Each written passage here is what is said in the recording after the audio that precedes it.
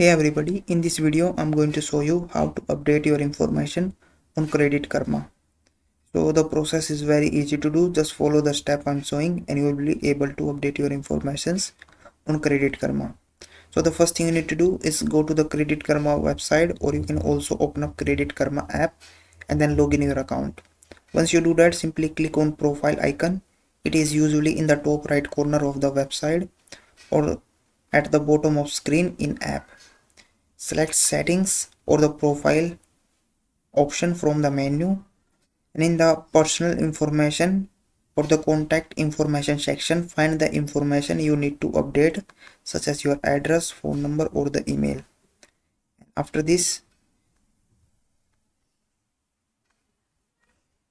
click on the edit next to the information you want to change, enter the updated information and then save your changes.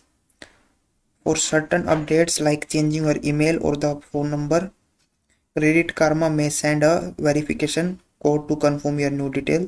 So simply enter the new verification code, and once you verify your identity, you will be able to update your informations. So that is how you can update your informations on Credit Karma. If you found this video helpful, please like this video and subscribe to my channel.